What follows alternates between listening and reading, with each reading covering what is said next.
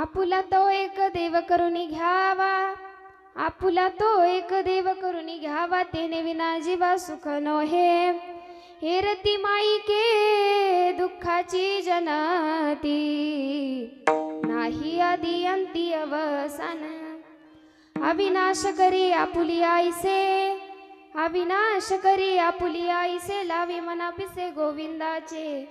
हेरती माई के दुःखाची जनती, नाही आदि अंती अवसानी।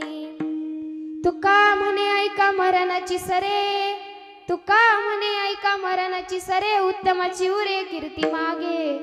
हेरती माई के दुःखाची जनती, नाही आदि अंती अवसानी। विठ्ठल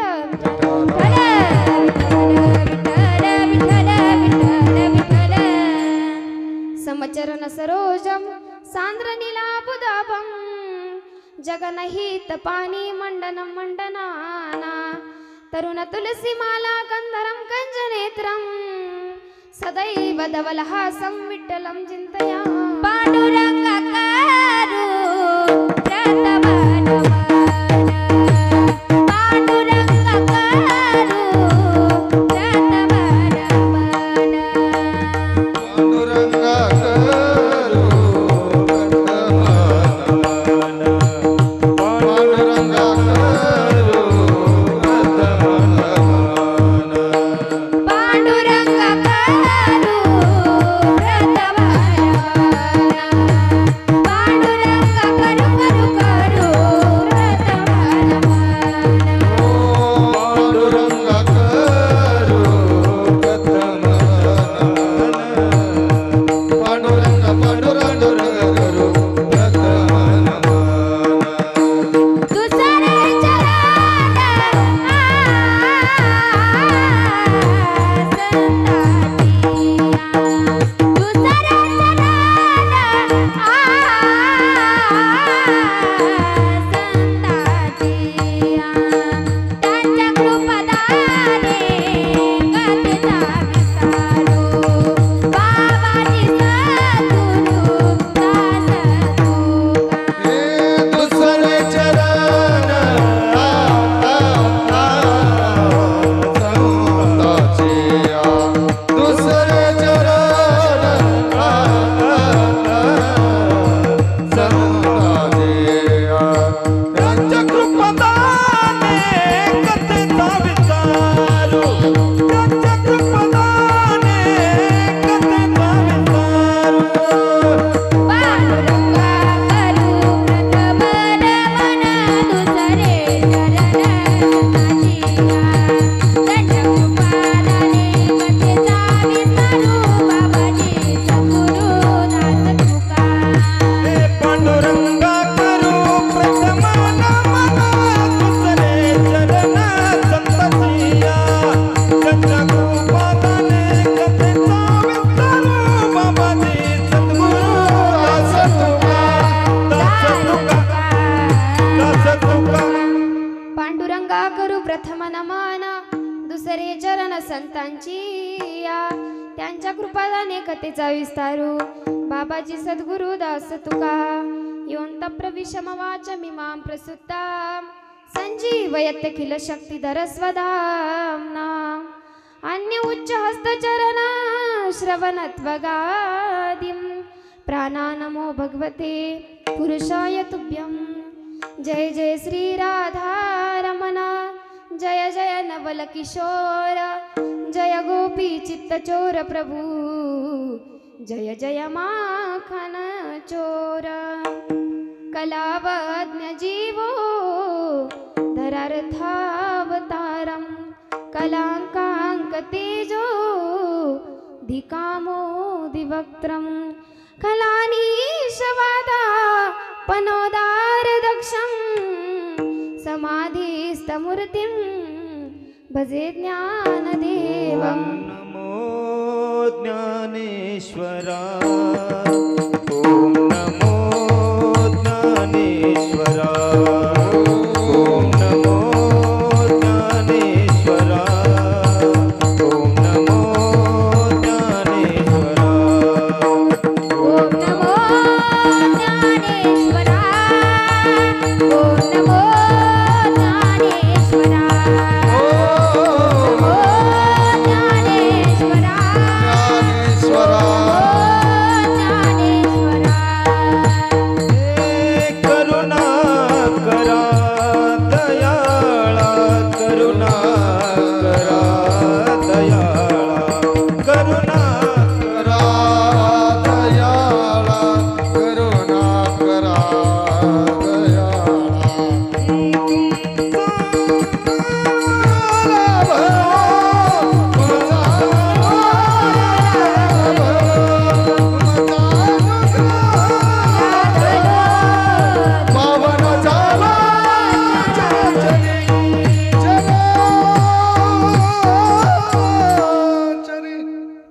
ओम नमो ज्ञानेश्वरा करुणा करा दयाळा तुमचा अनुग्रह लादलो पावन झालो चराचरी मस्तके पायावरी वार करी संतांच्या रायगडी मंदिरी वसे माझा राया चरणासी अर्पितो अजन्म ही काया जगदेश्वरासी जोडली ज्याची अजन्म ख्याती प्रथम तुम्हा वंदितो शिवछत्रपती विठ्ठल विठ्ठल विठ्ठल विठ्ठल विठ्ठल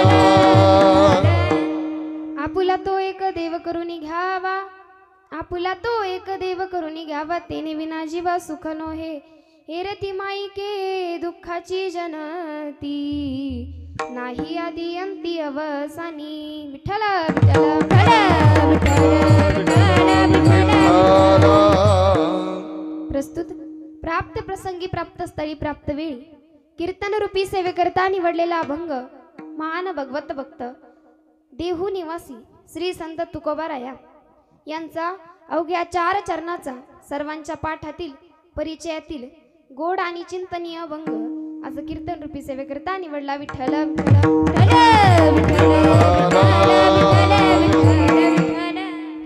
अभंग हा तुकोबारायांचा आहे. या अभंगामध्ये तुकोबाराय सांगतात की तुम्हाला जर वाटत असेल की ही संतांची प्राप्ती मला झाली पाहिजे सुख प्राप्त मला झालं पाहिजे तर त्या भगवंताला आपलंसं करा कारण त्याच्याशिवाय आपल्या जीवनामध्ये दुसरं सुख नाही. आपुला तो एक देव करून घ्यावा तेने विना जीव सुख नोहे. कारण बाकीची जी साधनं आहेत ती दुःखाला जन्म देणारी आहेत ते दुःखी आहेत म्हणून ती साधने वापरू नका त्यांना आदिही नाही आणि अंतही नाही. एरती माईके दुःखाची जनती नाही आदी अंती अवसानी. मग तुम्हाला जर वाटत असेल ना की सुखाची प्राप्ती मला झाली पाहिजे तर त्या अविनाशी भगवंताला आपलंसं करा त्याची पिसे ही आपल्या मनाला लावून घ्या. अविनाश करी आपुली आईसे लावी मना पिसे गोविंदाचे. आणि शेवटच्या चरणामध्ये तुकोबाराय सांगतात की तुका म्हणे ऐका मरणाची सरे उत्तमाची उरे कीर्ती मागे.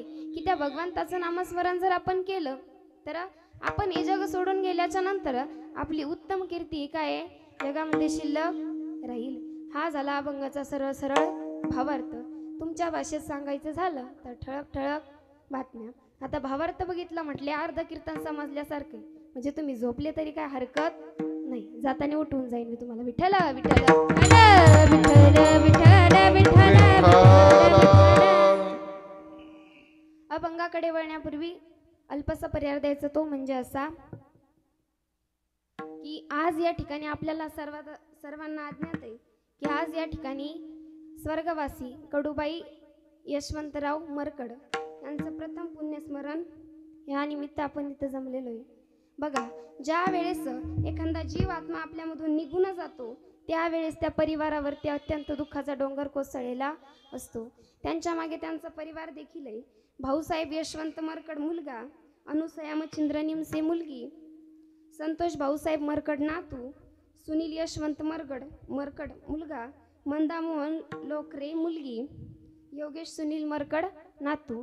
त्याचप्रमाणे ज्यांच्यामुळे मला आज ही कीर्तन सेवा मिळाली असे असणारे माझे आजोबा सुनील यशवंत मरकड त्यांचे अंतकरणापासून आभार मानते. त्याचप्रमाणे माझे मामा संतोष भाऊसाहेब मरकड यांचेही अंतकरणापासून आभार मानते. तसंच माझे आई वडील देखील या ठिकाणी उपस्थित आहे. त्यांच्याही चरणावरती नतमस्तक होते आणि माझ्या कीर्तन रूपी सेवेला सुरुवात करते. विठ्ठल विठ्ठल विठ्ठल विठ्ठल विठ्ठल. बघा आता कीर्तनाला सुरुवात करण्या अगोदर एका प्रश्नाचं माझं उत्तर द्या. तुम्ही आतापर्यंत बरेच कीर्तन ऐकली असतील आणि ऐकणारही आहात परंतु प्रत्येक कीर्तनकार प्रत्येक प्रवचनकार हा 4 चरणाचाच अभंग का निवडतो याचा विचार केलाय का कधी? तुम्ही म्हणताल ताई आम्हाला घरून निघूपर्यंत कीर्तनाची चाल वगैरे होती असा विचार आम्ही कधी करावा? आम्ही कीर्तनात बसताना सुद्धा असेच बसतो की चप्पलही दिसली पाहिजे आणि कीर्तनकारही दिसला पाहिजे नाहीतर डायरेक्ट चप्पलच घालून बसतो. बरोबर ना? परंतु ऐका बाकीचे कीर्तनकार 4 चरणाचा अभंग का निवडतात हे मला माहीत नाही परंतु मी 4 चरणाचा अभंग का निवडलाय हे थोडक्यात सांगून जाते. बघा जीवन जगत असताना माणसाने किती माणसं जोडली पाहिजे तो किती 4 माणसं. आपण सहज म्हणतो तुला 4 माणसं जोडता आली नाही 4 माणसं काय 4 माणसं म्हणतो. जीवन जगत असताना माणसाने किती शब्द गोड बोलले पाहिजे? तो 4 शब्द. किती? 4 शब्द. आपण सहज म्हणतो 4 शब्द तुला गोड बोलता येत नाहीत. बरं, युद्धाप्रसंगी भगवान श्रीकृष्णाने अर्जुनाला किती युक्त्या सांगितल्या होत्या? 4. युग किती आहेत? कमीत कमी 4 म्हणायचं तरी काम करा. युग किती आहेत? 4 आहे. सत्ययुग, द्वापारयुग, त्रेतायुग आणि कलियुग. आश्रम किती आहेत? 4 आहेत. ब्रह्मचारी आश्रम, वानप्रस्थ आश्रम, गृहस्थ आश्रम आणि संन्यासाश्रम. किती इथं? 4 आहेत. बरं, मुक्त्या किती आहेत? आपल्या कीर्तनातल्या नका मोजू, शास्त्रज्ञ. सलोकता, समीपता, स्वरूपता आणि सायुजता. समजलं का? गेलो डोक्याच्या वरून.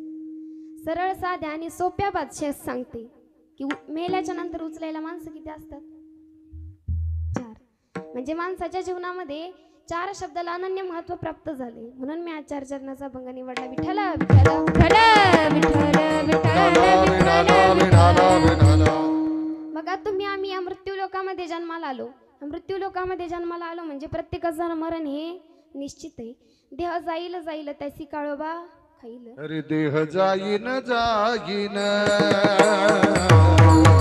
देह जाईन जाईन, देह जाईन जाईन,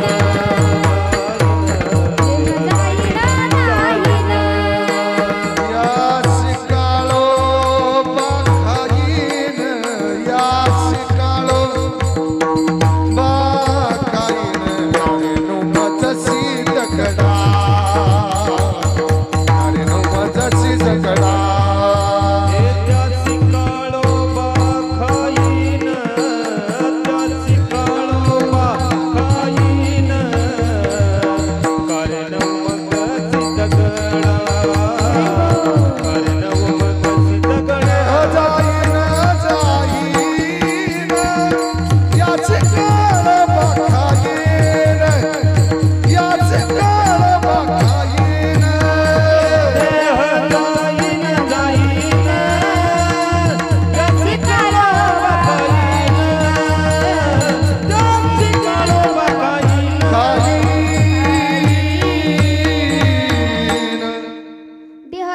जाईल त्यासी काळोबा खाईल.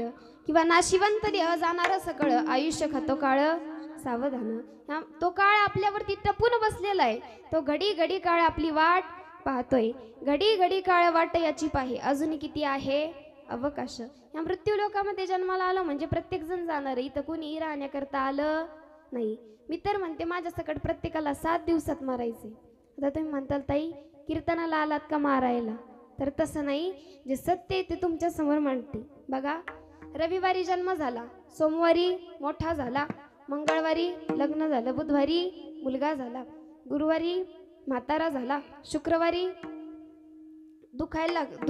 आजारी पडला आणि शनिवारी दवाखान्यात नेला आणि तिकडंच गेला. म्हणजे 8वा दिवस सुद्धा उजेडत नाही.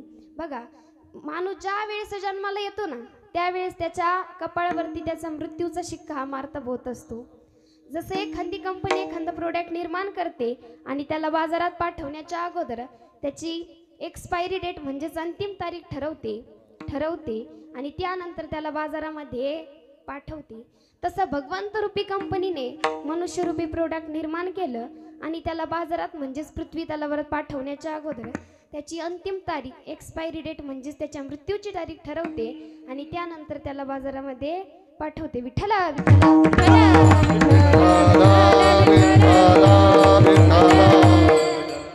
बरं, मला सांगा, मरणापर्यंत माणसाला जावं लागतं का माणसापर्यंत मरण येतं? जोपर्यंत तुम्ही बोलणार नाही तोपर्यंत मी पुढे बोलणार. सांगा, काळापर्यंत माणसाला जावं लागतं का माणसापर्यंत काळ येतो? तर काळापर्यंत माणसाला जावं लागतं, मरणापर्यंत माणसाला जावं लागतं, माणसापर्यंत मरण येत नाही. बघा, आता वारीचे दिवस आमच्या गावातील वारकऱ्यांनी एक बस केली पंढरपूरला जाण्यासाठी. रात्री 10:30 वाजता ती बस पंढरपूरच्या दिशेने निघाली. सर्व वारकरी गाढ झोपीत होते. रात्रभर सर्व वारकरी गाढ झोपीत होते. पहाटे 5:30 वाजता ती बस पंढरपूरमध्ये जाऊन पोहोचली. कंडक्टरनी चंद्रभागा तीरावरची लाईट बघितली आणि वारकऱ्यांना आवाज दिला, उठा उठा वारकऱ्यांनो, पंढरपूर आलं. आता मला सांगा, पंढरपूर आलं का? हे पंढरपूरला गेले? तर हे पंढरपूरला गेले फक्त म्हणतात पंढरपूर आलं, तसं मरणापर्यंत माणसाला जावं लागतं. फक्त म्हणतात त्याला मरण आलं, शास्त्रही सांगतं की काळ आला जवळी ग्रासा भया, म्हणजे मरणापर्यंत माणसाला जावं लागतं, माणसापर्यंत मरण येत नाही. विठ्ठला विठ्ठला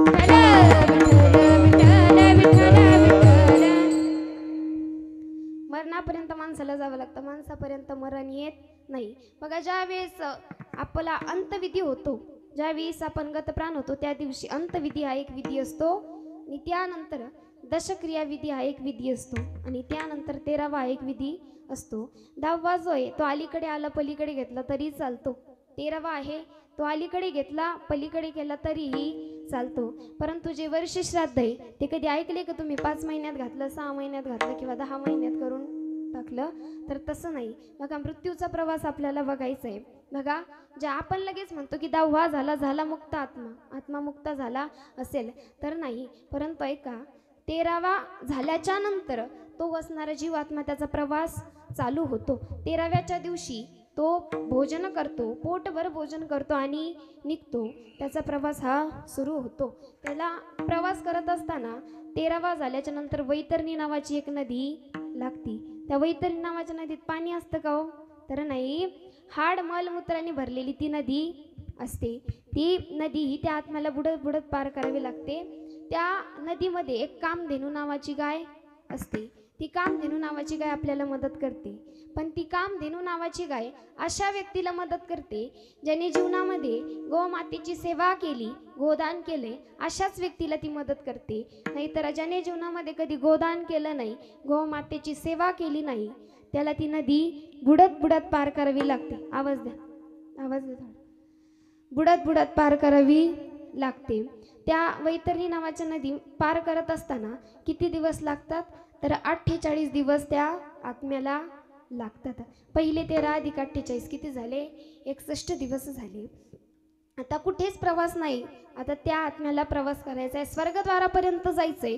त्या स्वर्गद्वारापर्यंत जाण्यासाठी त्याला 39 दिवस लागतात. किती? 39 दिवस. एक एक घटिका तो पार करत असतो आणि त्याला 39 दिवस लागतात. पहिले 61 अधिक 39 किती झाले? 100 दिवस झाले. आता तो असणारा आत्मा त्या धर्मराजाच्या नगरीपाशी जाऊन पोहोचतो. कुठेच प्रवेश नाही, स्वर्गामध्ये प्रवेश नाही, नरकामध्ये प्रवेश नाही. तो असणारा जीवात्मा तिथे एक चित्रगुप्त नावाचा वकील बसलेला असतो. त्या चित्रगुप्त नावाच्या वकील बसलेला असतो. हा आत्मा तिथे जाऊन उभं राहतो आणि तो असणारा चित्रगुप्त त्याचं कर्म लिहित असतो.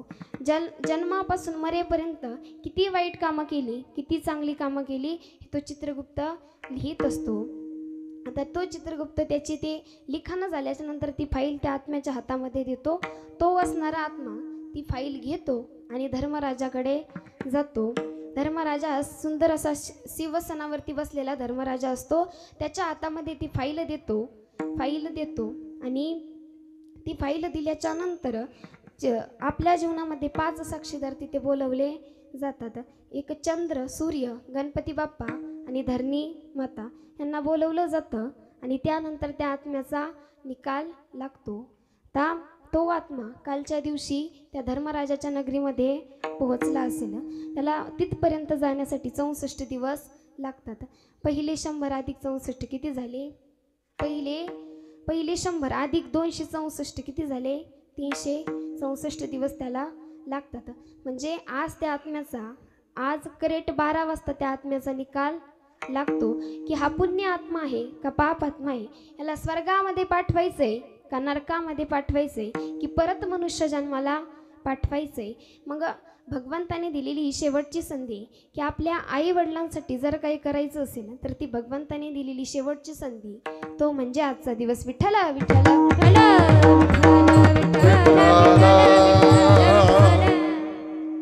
म्हणून त्या भगवंताचं नामस्मरण करत जा. त्या भगवंताला आपलंसं करा, कारण त्याच्याशिवाय आपल्या जीवनामध्ये सुख दुसरं कुठलंही नाही. त्याचा भंगाचं प्रथम चरण. आपुला तो एक देव करुणी भावा, आपुला तो एक देव करुणी भावा, आपुला तो एक देव करुणी घ्यावा, आपुला तो एक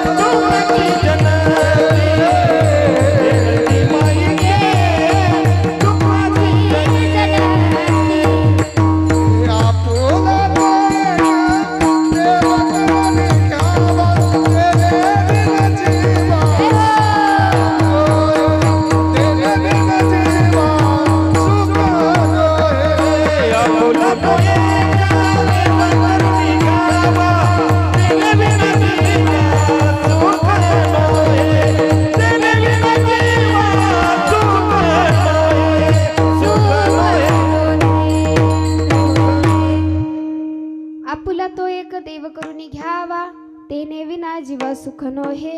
हेरती माईके दुःखाची जनती. त्या भगवंताला आपलंसं करा, कारण त्याच्याशिवाय आपल्या जीवनामध्ये सुख नाही. मला सांगा, कुणाला वाटतं देवाने आपल्या घरी यावं? प्रत्येकाला वाटतं. देव आपलासा व्हावा प्रत्येकाला वाटतं. आपण देवाच्या घरी जावं असं कुणाला वाटतं? कुणालाच वाटत नाही. हा संसार, ही मुलाबाळं सोडून कुणालाही जाऊ वाटत नाही. परंतु हा संसार आहे तो सर्व दुःखाचा बाजार आहे. दुःख बांधवडी आहे हा संसार. दुःख बांधवडी आहे हा संसार. दुःख बांधवणी आहे हा संसार. दुःख बांधवणी आहे हा संसार. दुःख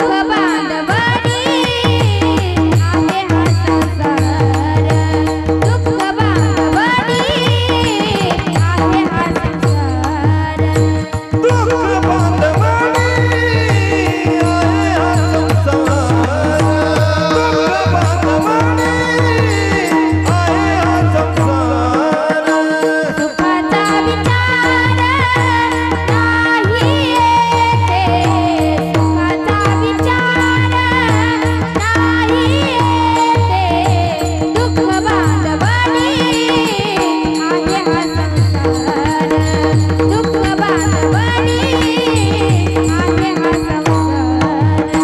दुःख बांधवडी आहे हा संसार. सुखाचा विचार नाही येते. सुखाचा विचार नाही येते. दुःख बांधवणी आहे हा संसार. दुःख बांधवणी आहे हा संसार. आहे हा संसार. दुःख बांधवडी आहे हा संसार, सुखाचा विचार नाही कोठे. या संसारामध्ये दुःख आहे, परंतु बघा, अरे हा संसार संसार जसा तवा चुल्यावर. अरे हा संसार संसार जसा तवा चुल्यावर. आधी हाताला चटके मग मिळते भाकर.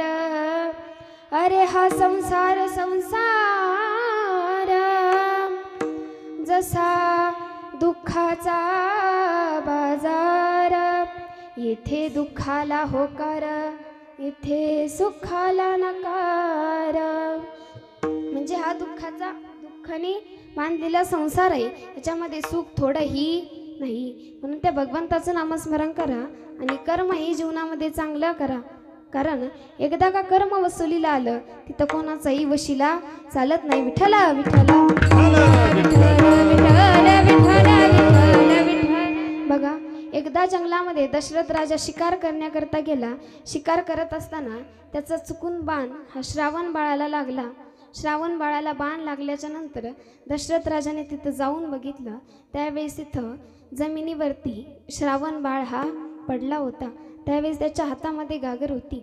दशरथ राजाने विचारलं, कोण आहेस तू आणि कुठे चाललास? त्यावेळेस श्रावण बाळाने सांगितलं, मी आणि माझे आई वडील आम्ही काशी यात्रेला चाललो होतो. त्यावेळेस मी पाणी आणण्याकरता इथं आलो.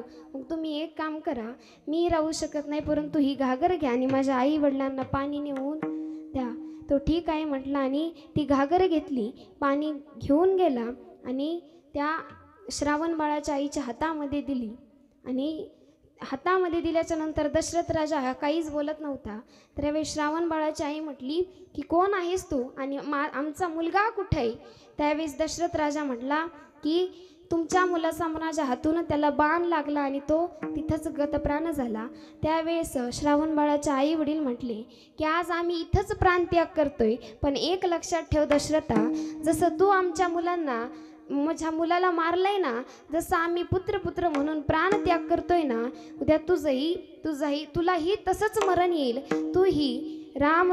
तूही पुत्र म्हणून प्राणत्याग करशील आणि तेच कर्म दशरथ राजाला भोगावं लागलं. ज्या वेळेस श्रीरामाला वनवास घडला त्यावेळेस दशरथ राजाला राम राम पुत्र पुत्र म्हणून प्राण त्याग करावा लागला. म्हणून कर्म हे जीवनामध्ये चांगलं करत चला. विठ्ठल विठ्ठल विठ्ठल विठ्ठल विठ्ठल विठ्ठल विठ्ठल. बघा, एका गावामध्ये 5 भावंड राहत होते. काय? एका गावामध्ये 5 भावंड राहत होते. पहिला होता तो उत्तम गायनाचार्य होता, दुसरा तो मृदुंगाचार्य होता, तिसरा होता तो कीर्तनकार होता, चौथा होता तो भागवताचार्य होता.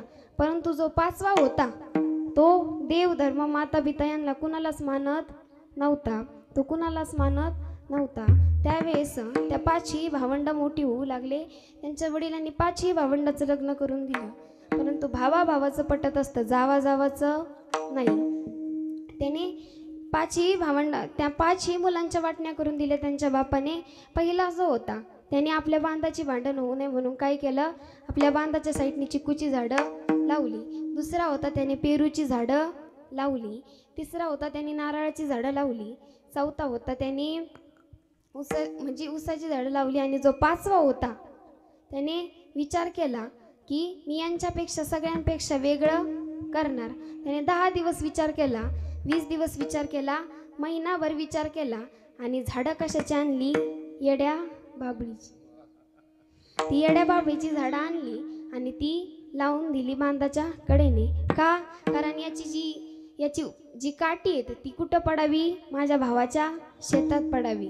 मग त्यानंतर तिथं 12 वर्षाचा दुष्काळ पडला. जी नारळाची झाडं होतं ती मोडली, जी चिकूची होती ती सर्व झाडं मोडली, पण याची झाडं काय मोडली नाही. याला आनंद होत होता की सगळ्यांची झाडं मोडली, पण माझं झाड काय मोडलं नाही. त्यानंतर तिथं 12 वर्षाचा दुष्काळ झाला. त्यानंतर तिथं 13व्या वर्षी एवढं वादळ वारा पाऊस आला की याची जी झाडं आहेत ती मोडून याच्याच शेतात पडली. हा दुसऱ्या दिवशी यांनी कुऱ्हाड घेतली, गेला शेतामध्ये, झाडं तोडायला लागला. आणि झाडं तोडत असताना ते झाडं तोडायला लागला आणि त्याच्यात लगी पाय ते काटा शिरला. आता त्याने सुई पिन तर काही नेली नव्हती काढायला. त्याने तिथलाच एक काटा काढला, काटा घेतला आणि त्यानेच पायातला काटा काढला. ज्याने काढला त्याला हातावर घेतलं आणि त्याच्यासोबत बोलू लागला की बरं झालं मित्रा तू होता, तुझ्यामुळे मी आज वाचलो. त्याने तो असणारा काटा खिशात ठेवला. काही जरी झालं तर तो काटा होता. त्याने ज्याने काटा काढला तो काटा खिशामध्ये ठेवला. घरी गेला. घरी गेल्याच्या नंतर तव्यावरली भाकर ताटातली पोटात केली आणि झोपला. आणि झोपेत फिरला. जो खिशात पाहुणा होता तो कुठं शिरला? हृदयात शिरला. हृदयात शिरल्याच्या नंतर आता याच्या बायकोने याला हॉस्पिटलमध्ये नेलं. याची 4ही भावंड तिथं आली.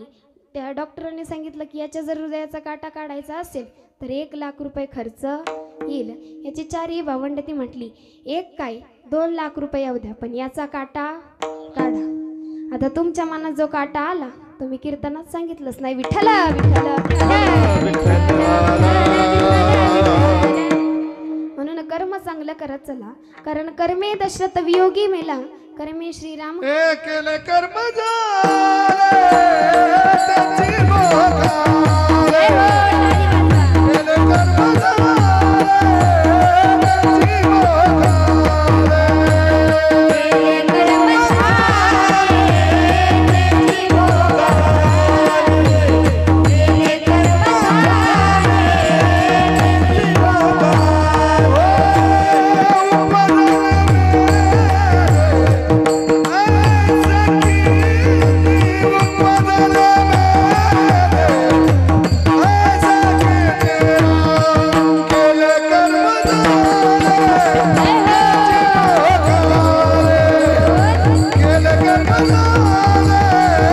त्याची भोगा.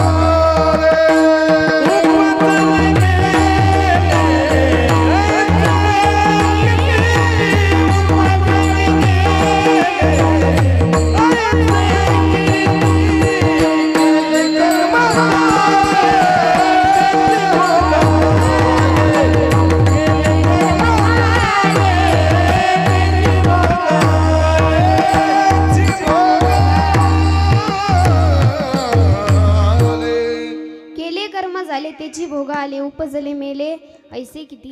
म्हणून कर्म चांगलं करत चला, कारण एकदा कर्म वसुलीला आलं तिथं कोणाचाही वशिला चालत नाही. आणि या जगामध्ये आपलं कुणीही नाही नाही रे. नाही कुणाचे कोण नाही नाही कुणाचे कोण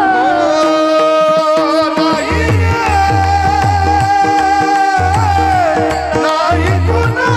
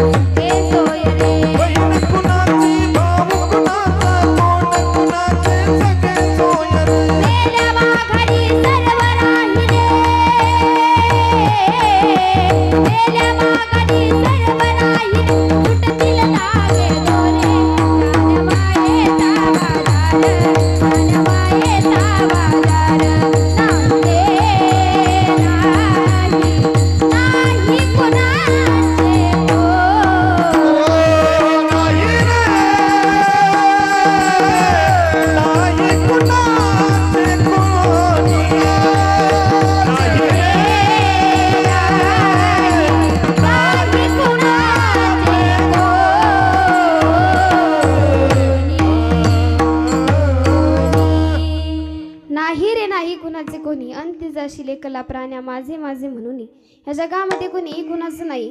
म्हणून त्या भगवंताचं नामस्मरण करा. ह्या संसाराच्या नादी लागू नका, कारण त्याच्यामध्ये फक्त दुःख आणि दुःखच आहे.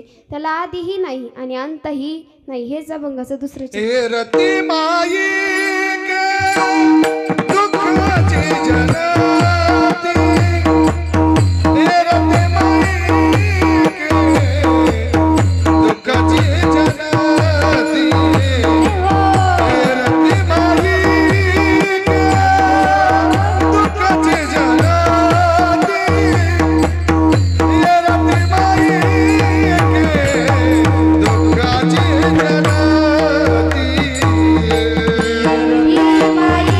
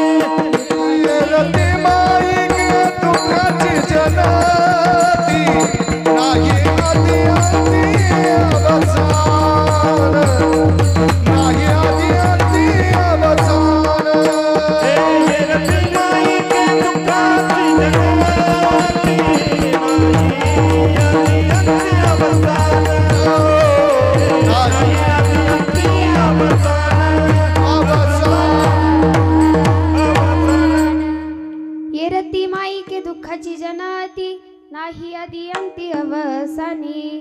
त्या भगवंताचं नामस्मरण करा. बघा आपण जर एखाद्या सुशिक्षित व्यक्तीला विचारलं ना का हो तुम्ही देवाला मानतात का, ते म्हणतात I don't believe in God. म्हटलं will in God there is no problem, there is no problem until is believe in you. काय समजलं?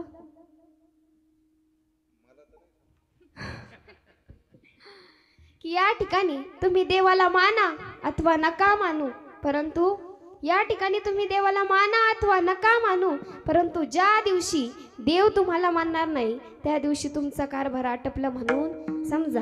देवाला माना अथवा नका मानू, त्याला इलेक्शनला उभं राहायचं नाही, परंतु देवाचं अस्तित्व होतं आहे आणि राहणार आहे. म्हणून त्या भगवंताचं नामस्मरण करत चला. विठ्ठल विठ्ठल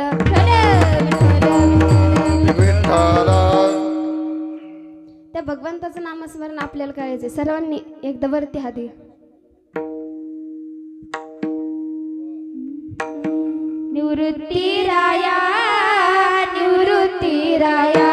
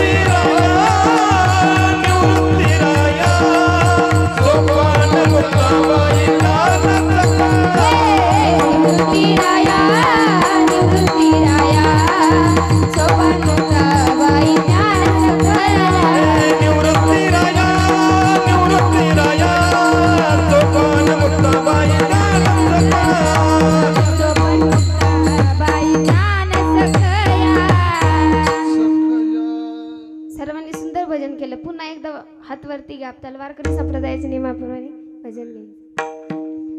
विठोबा रखुमाई विठोबा रखुमाई विठोबा रखुमाई विठोबा रखुमाई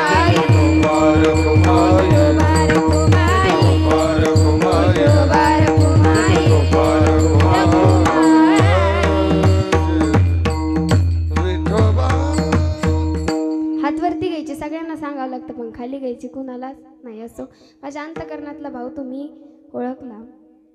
त्या भगवंताचं नामस्मरण करत जा. तर तुम्ही म्हणताल ताई इतका वेळ झालाय नुसतं तेच सांगताय भगवंताचं नामस्मरण करत जा आणि भगवंताचं नामस्मरण करत जा, परंतु तू भगवंत आम्ही कधी पाहिलाच नाही हो. मला सांगा कोरोना होता का? होता का? बोलता येत ना तुम्हाला? होता ना? मग दिसला का? मग नव्हता का? होता ना? ज्याला झालं त्याला विचारा. मग न दिसणारा व्हायरस जर 2 वर्ष आपलं जग बंद ठेवू शकतो, मग तो न दिसणारा देवच आपल्या आयुष्याला दिशा देऊ शकतो. म्हणून त्या भगवंताचं नामस्मरण करत जा. त्या भगवंताला आपलंसं करा. हेच अभंगाचं 3रे चरण.